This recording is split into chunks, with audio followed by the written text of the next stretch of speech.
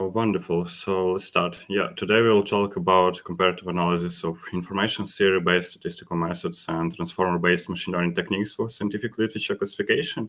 In our days, it can be this title can be a bit strange, but we will see why it's not true and why we need to research more old-school information theory-based statistical methods. So first of all, we will start from the background. I will introduce why scientific literature classification is very important today. Then we will talk about description of datasets which we use for training and validation of our data. Then I will introduce our statistical and informational theory-based method. After that, we will talk about transformers, well known right now, and then we will analyze both methods and compare them. Also, we will think about how one can influence another and how can we improve more advanced neural networks approaches for different NLP tasks. So let's start. Imagine a situation when you need to classify, read a lot of PubMed articles, like millions, and define whether this article about drug-induced liver injury is a clinically significant condition and is one of the reasons for drug registration failures. And according to our calculation, if you will read all PubMed articles by yourself, you need approximately from 70 to 80 years of constant reading. So this task is impossible for one individual, and even for large organizations, it's very difficult. So we definitely need some approaches for automatic scientific literature classification. So it's why we decided to participate in this challenge and made some our unique approaches. So during this research and development, we research a lot of information theory statistical methods, and also we have done our Python package, which you can test on our GitHub. It's called TIS. So let's talk about data sets. First of all, in the first year of this challenge, we got one training set, which consists approximately 14,000 abstracts from PubMed. And on the next year, we got three sets, more additional data, which was divided into test data and validation data. So for test data, we had three different sets, and for validation, 4 different sets. And all these data sets have different degree of imbalance. I mean, proportion between negative and positive examples, which reflects to real-world scenarios. And very interesting data set, like the last from validation, was even completely different from training set, because it was not scientific abstracts. It was summaries of clinical research. So we decided to research and see distribution of the most frequent words in DLA dataset, and we can see that the distribution from negative examples and positive examples are different. However, as you can see, of course, it follows zip law. So we decided also to test on another type of data sets, which has similar distribution of negative and positive classes. So we decided to took IMDb data set. And let's talk about this approach that we used. So it is it's combination of pretty basic concepts from statistical and information theory, which was used in, and using NLP for a long time. However, we combine them in some way to allow solving of classification problems. So first of all, we take PMI, it's pointwise mutual information, and it shows how joint distribution of class and words are different from the independent distribution. So it means when some word more frequent in some class, they then, according to independence, we can say that PMI should be larger. And in order to get some more interpretability, we decided to normalize it. So we just divide it into logarithm of joint distribution and multiply by -1. So we can get results from -1 to 1. And but of course, it's not enough. And we decided to put some more weights for words. So we decided to use, again, well-known metrics like TF-IDF. TF, it's term frequency, how frequent is some word in a given document, and IDF, it's inverse document, how how amount of documents is larger than amount of documents where some word occurs.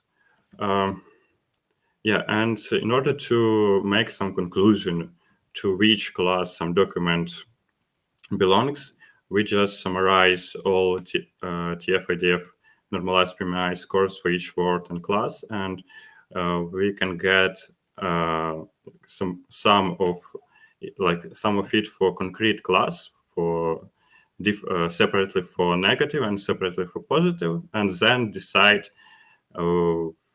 by selecting the largest score which class we would to select. So I want also to show one video that I prepared, animation, in order to show how NAU bias is similar or different to our method. So let's start to discuss this topic. As you know, NAU bias, bias theorem, is one of the most famous formula in the world. So let's formalize it to classification tasks. So in our case, A, it's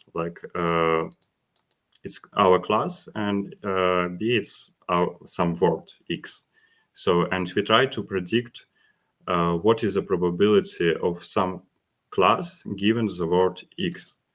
So the formula looks like that. And in order to find the probability for concrete sequence of words, some sentence or full document, we just need to multiply the probabilities. And as you can assume, the denominator is not changed depending from class to class, so we can eliminate it. So our formula becomes looking like that. And then again, we just select the largest probability of given some class. But in order to make computation possible, because we can get very small numbers, we just take logarithm of probabilities and make summation.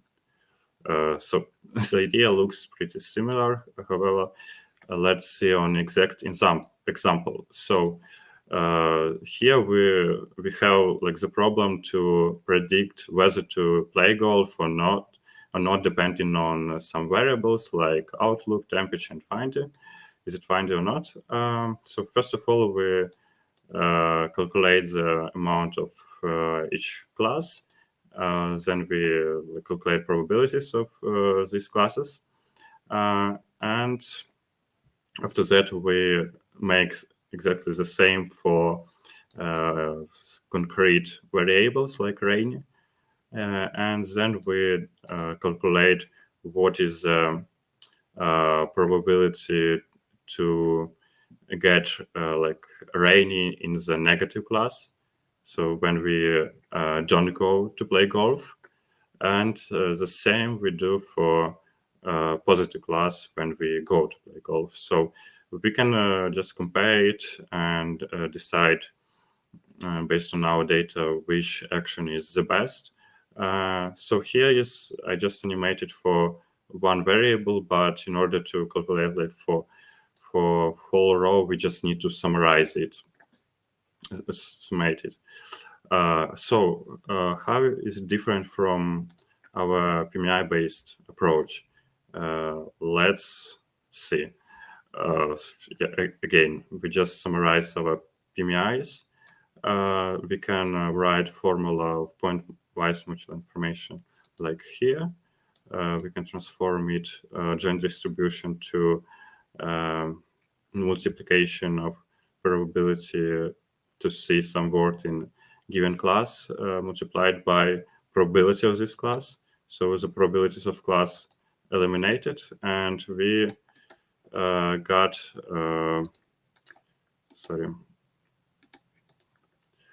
we got formula which is different from NAU bias by this, first of all, by this denominator. And of course, we use normalized PMI, so in order to make function more smoother and to get more interpretability, because our results are from -1 to 1. So philosophically, this approach that use PMI, like not philosophical, but computationally, it's very similar. But philosophically, it's the same because it's a simple approach that everyone can utilize on the beginning of some research data sets. So let's move forward. Yeah, as you can see, comparison of PMI-based and NAU bias. But we decided to move forward and to think about how we can improve this PMI-based approach. So we decided to give some additional weights using training it using gradient descent. So we can represent this task as regression, logistic regression, or just classification using neural networks. Anyway, the principle is to add some more weights that we identify during training. So I think that's it. It for with PTIs. So let's move to neural network-based approaches, particularly transformer-based methods. So transformers are very popular right now because because GPT-3, GPT-4. But GPT-like model is mainly mainly generators. So they have only decoding block. But for classification task, we need just to encode text. We don't need to generate it. So for these tasks, we used like SciBERT and Conformer. And the main difference, not just in amount of tokens that they can represent. So SciBERT can 512, Conformer 4096. But the main difference is in attention mechanism, and it is one of the reason, if you remember, the first paper about transformers was called "Attention is all you need." So, and attention between these transformers are different. So SciBERT use full attention. It's when we multiply, fully multiply a case to queries. And in sliding window attention, we haven't square complexity because we don't make multiplication of each token embeddings to each another. So let's discuss results. Yeah, so here are results for initial dataset, training dataset, which we got from just separating this initial dataset with 14,000 documents into training and set, and then as we just tested on the tests dataset. So here we can see that Longformer is the best model. It demonstrates very good performance. Another good model is Cybert, and then only we can see that this, let's say, nonlinear PMI method is better, of course, than just summation. However, it requires a bit larger amount of training time and inference time. But we will see the completely different situation on validation set 2 and 3, where we got unbalanced data sets. So and the distribution of force are different than in initial data sets. So we can see that Longformer is not the best model right now, and because unbalanced and because this model is more intended to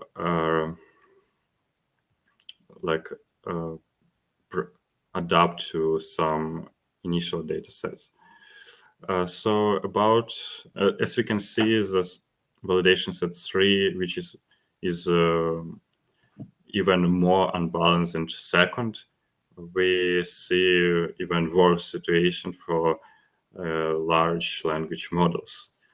And then we will think about how we can fix it, how we can improve, and make some conclusions about that. And my favorite data set, validation set 4, we see that here, surprisingly for us, but PMI based method with weighting got the best results, even at that moment, even the best from whole participants. So it means that it creates some more general understanding of the task than large language models and another statistical methods. So let's discuss it more. So as you can see from this graph, this graph basically tells a lot why we got such results for Longformer and PMI-based method.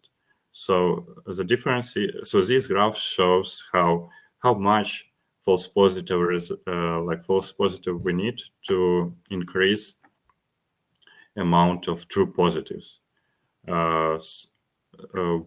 So here, one, it means that we got from the data set all the true positives. And as we can see, PMI-based methods can have more smoother function. So it grows more smoothly than Longformer, which demonstrates something like sigmoid function. But and it means that we need much more false positives to achieve the same results, like having, for example, 0.9 true positives. And for very unbalanced data set, of course, it is very bad because we have a lot of negatives. Taking more false positives, it means that we will take more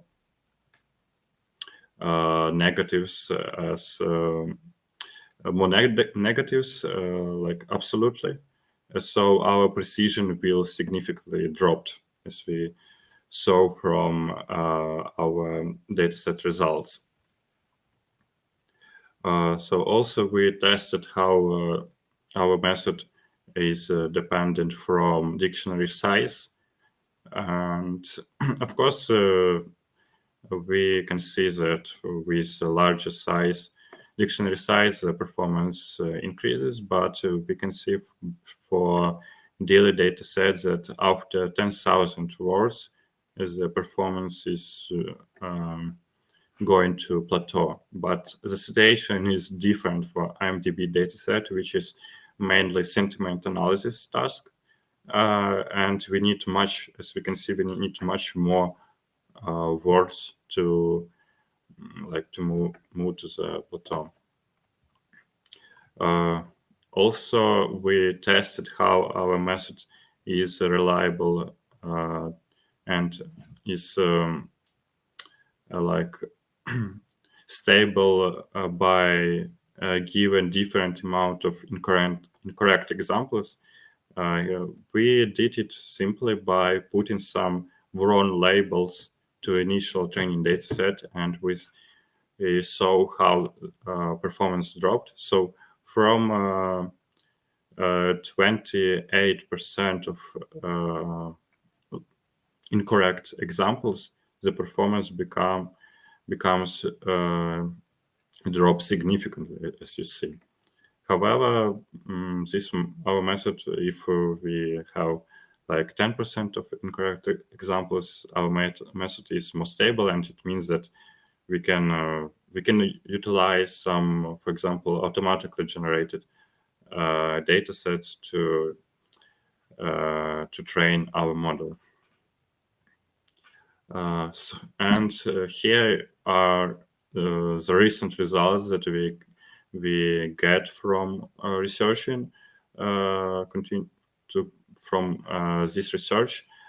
So here we tested how LSTM will perform on all of these validation data sets, and also we decided to see how this performance will change after we will put some extra knowledges which are encoded in BERT embedding. So we just replace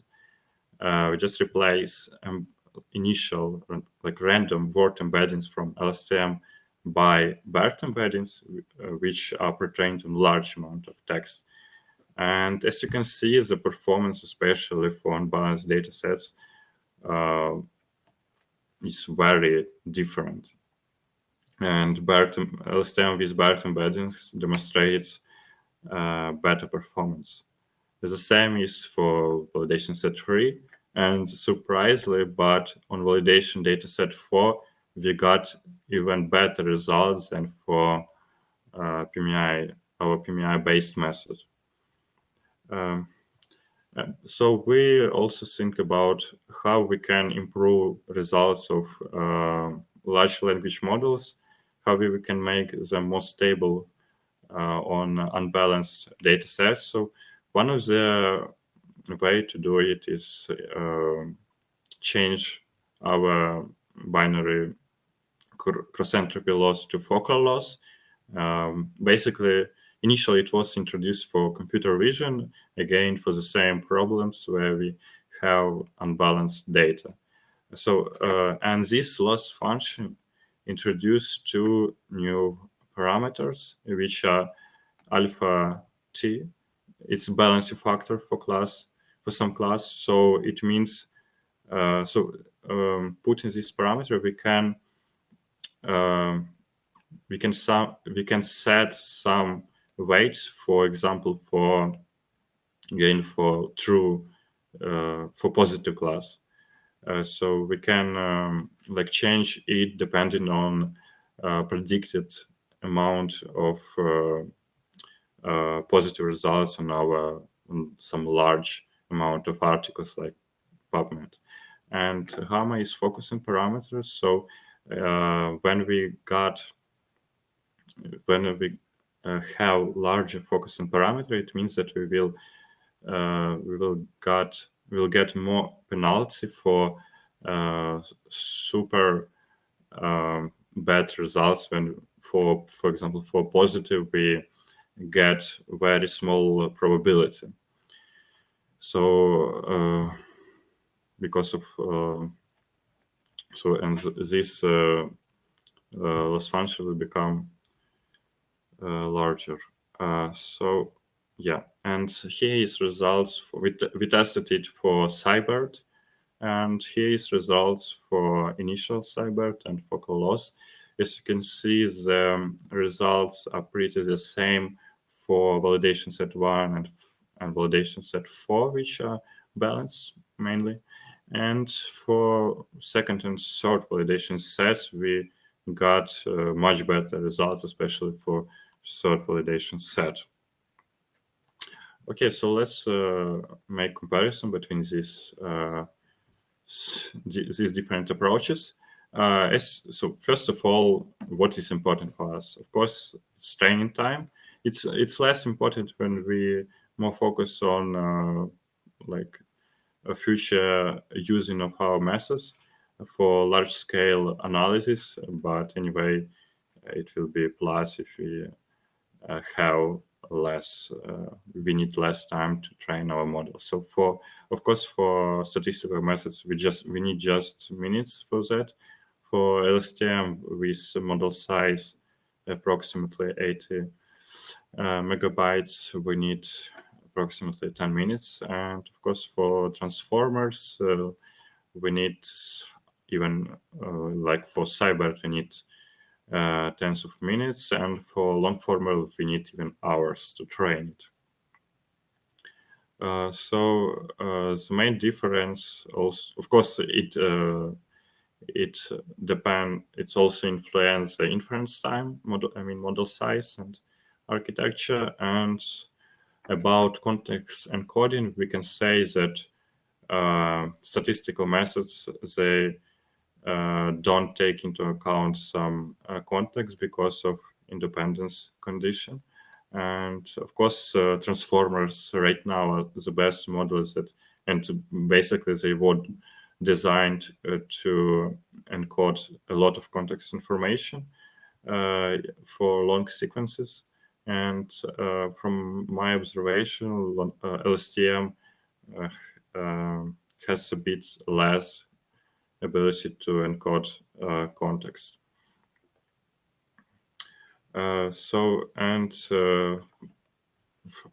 Of course, for statistical methods, we need a lot of words to allow models to demonstrate more results, because, for example, transformers can deal with tokens, but because of independence condition, we can't we can't utilize again tokens for statistical methods.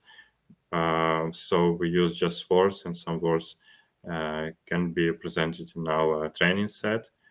So we need more words to make better conclusion. And as a conclusion, we can say that our method is extremely fast. It can be used as alternative of naive bias as first approach to test some classification, to test some classification models and some data, perform them on some data sets. And of course, and even if we will, of course, and we can utilize our method not just for classification, but for example, as PMI already utilize for feature selection, for for testing how task requires context understanding. And even we can think about maybe some additional steps, maybe some more interpretable steps. We trained transformers, allows them, for example, allows them to utilize some information, for example, PMI information, as co-occurrences between words. So this is just ideas. So I think we need to definitely research this topic, because we see that modern transformers, they are not so efficient, and we need a lot of GPU's power to make some complex tasks. So I think that's it. Right now I'm waiting just for your questions. Thank you, Igor. So on the Q&A, there's a question. Do you still consider the PTIC net as a purely statistical method?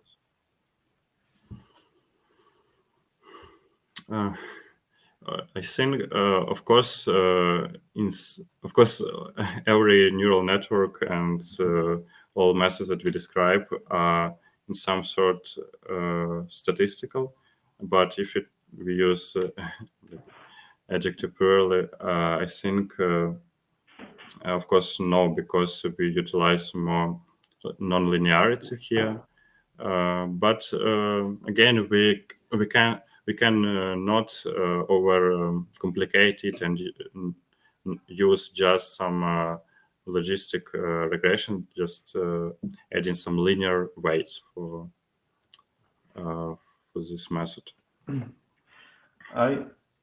I also will have a few questions. So one would be that you were showing that this on validation set 1 and 4, your method worked really good, and on set 2 and set 3 it was not that good because those were not balanced, right? Yeah, right. So again, and at the same time you were saying that in the PTIC needs a more text to just develop the proper statistic, right? Sorry, can you repeat? And also you were saying that in the PTIC model needs more text, right? That Yes, you right. have like a bug of words. So I was just wondering whether, because in the data sets, in those challenges, there were only the titles and abstracts, right? Have you checked whether, because different journals, they have different limitations and recommendations how long the abstract should be. Sometimes this is like 200 words, sometimes a bit more, sometimes it has to be divided into something like a background, a description, and the results. While you were looking into data, have you noticed any difference? I mean, maybe in those other, the validations at 2 and 3, it's not only that it's imbalanced, but maybe it's also because there were like shorter abstracts. And that's why there was like influence, or it was influencing the performance. Yeah, of course, definitely the length of text will influence the performance, but unfortunately, I can't say right now, do these data sets have the same length? I mean, second and third as initial training data set. But from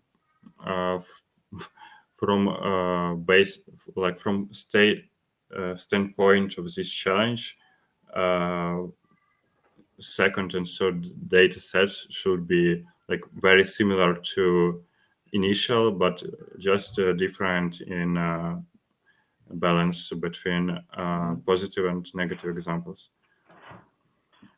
Okay, another question about the token length. So do you think that the model with the longer token would work better, and whether there are any limitations in this method? I mean, in what cases it might work, and maybe in some cases it might not. What's your opinion here? Yeah, of course. First of all, of course, it will work better when we have a very large text and, for example, context length which BERT has is not enough. Of course, we can encode it part by part, but models that do it directly as long form, of course, will have a lot of because we trained it directly to perform such tasks on very large text. So of course I think it will work better. And maybe because waiting for other questions from other members, one more question from me. because you said that this PTAC is simply bag of words, right? Without detecting a context, but this context sometimes might be crucial. So, and you also say that you could consider the PTAC as a, let's say, the feature selection. So do you think it might make sense? I mean, to use the, as you say, PTAC as just like the first step to retrieve the relevant set of the words, and then try using something else to catch the context, and by this improve the quality. Yeah, of course. Consider it, and basically, yeah, I think it's very interesting topic, and it will be even very interesting to try combine like these steps with again with transformers, and I think it will work better when we have a lot of like not so important words, and which just transformers can't efficiently recognize that it's not important. So maybe, yeah. And anyway, it should even increase inference time, because we will have shorter context lengths, and of course decrease training time because of the same issue.